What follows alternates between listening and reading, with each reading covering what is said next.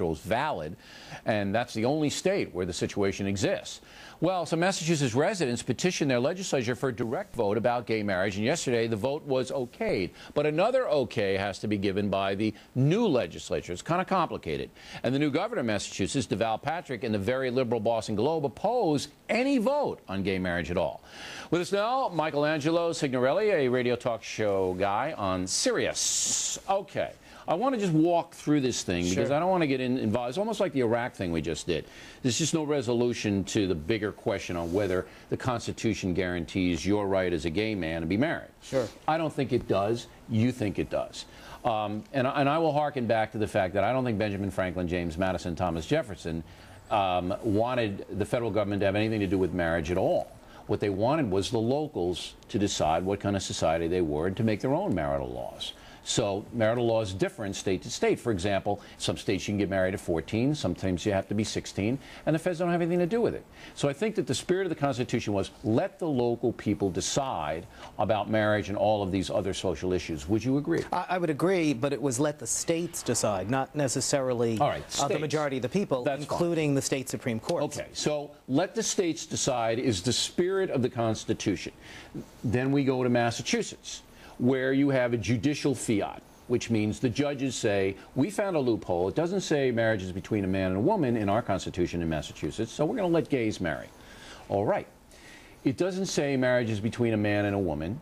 That's true.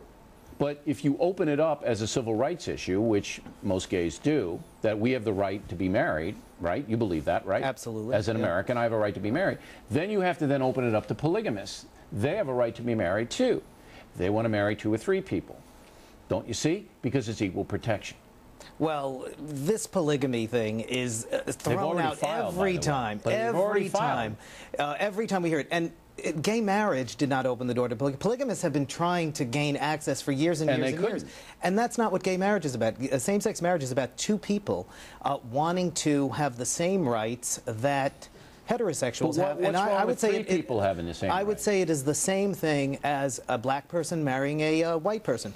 Interracial marriage was banned in many states. That's what the point the Boston Globe made today, and I'll tell you why that's wrong. But you have to address the fundamental question of you want 2 people to be married, correct? Why don't 3 people? Why can't they get married? Because 2 people are how marriage is defined now. No, marriage. And gays and lesbians are simply asking to be included in the existing marriage scheme. It's not a radical change for marriage. It is still about 2 people. If there's a divorce, if there is a divorce, there is still the same issue about custody, one person or the other, property, etc. Polygamy is a whole other thing. It involves a group of people. It is not within the scheme of marriage. And polygamists could have fought for it for all these years. No, that is what God intended us to be. Because in the Old Testament, we had many wives. Look, what I'm trying to tell you, and I'm doing with all due respect, is that gays have to understand that to let one alternative group in, you cannot exclude the other alternative groups. The same argument was put forth regarding interracial marriage. All right, here's the interracial deal. If you allow blacks to marry whites, you're going to have polygamy. Here's the interracial deal. Didn't happen. And here's why that does not pass the constitutional test. Because marriage was defined between a man and a woman. Nothing to do with color. Once the color barrier was put up by racists in some states, that violated the Constitution. Because the state constitution says marriage is between a man and a woman. There's nothing in the Constitution saying a man and a woman should be married. No, in Virginia, where the interracial thing was decided, in Virginia Constitution says marriage is between a man and a woman. And then Otis said, no, that's right, but Otis said, I want to marry a black woman. And they said, no, you can't. And that was a clear violation. Here in Massachusetts, you basically said, okay, we're going to redefine it. We, the judges, are going to redefine it. That's what happened. What is wrong with allowing everybody in the state to affirm the judge's decision? Because shouldn't the laws be made by the people? You don't bring a civil rights issue to a ballot.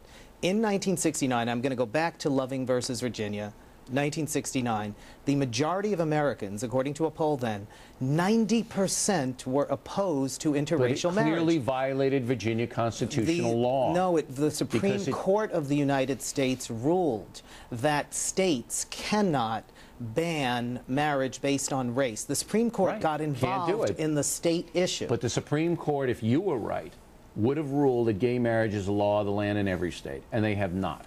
Because it hasn't gotten up to the United States Supreme Court yet. It will never get up there, and they will kick it back because there isn't any inherent right, the federal government, to tell a state who can marry and who can't. You'll lose. There is the full faith and credit clause of the Constitution. Why shouldn't the folks, as they have in California and Oregon and every other state, be allowed to say, this is the society that we want? If the Supreme Court thought that banning gays from marriage was against the Constitution, believe me, sir, it would have already been ruled, just like Roe v. Wade. And it has not been ruled and will not be Here ruled. is the reason, and this gets back to my belief and many people's belief that it is a civil rights issue. If you believe that a civil rights issue should not be brought to a ballot because the minority will always be voted down by the majority, because that's what civil rights is about. It's a minority being oppressed by the majority. If you believe it's a civil rights issue, then you have to do whatever you can to make sure it doesn't come to a vote. Okay.